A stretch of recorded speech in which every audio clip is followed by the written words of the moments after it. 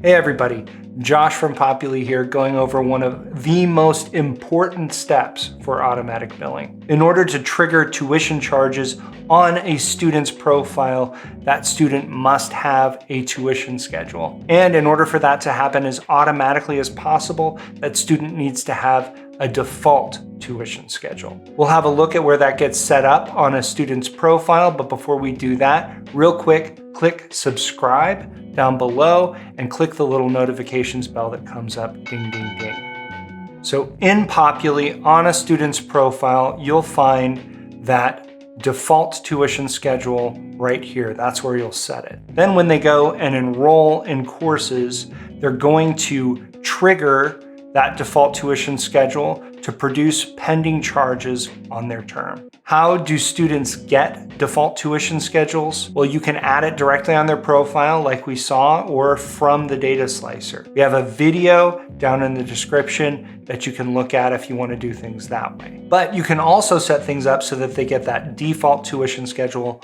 automatically. The setup for that is really easy. All you have to do is attach a tuition schedule to a program. What is this? A scene from Fast and Furious where a car flips over? Because we're talking rolls. In order to attach a tuition schedule to a program, you'll need the academic admin role. So to set that up, we'll go to academics and then into programs, and then you can click on any of the programs that you want to set a default tuition schedule for.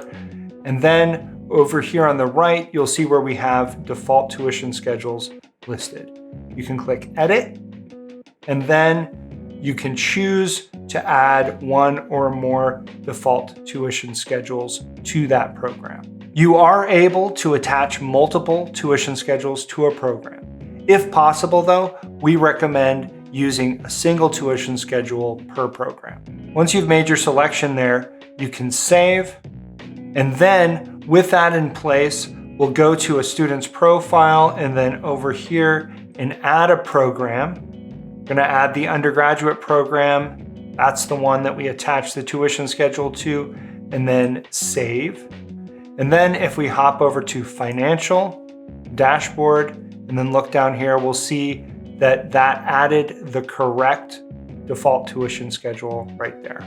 As long as anyone who has that program should have that tuition schedule, this will grant the correct tuition schedule to the student. Another cool thing here, as part of the admissions process, you're able to choose to import a student's course of study. That's where they've selected their program and their degree. So when they do that, they'll get a program, and then if that program has a default tuition schedule associated with it, the student will also get that tuition schedule. So once you're set up like this, with one step in the admissions process, the student gets a program and a default tuition schedule. Get those dominoes set up so you can tip one over and everything else falls into place. It's beautiful, just like you.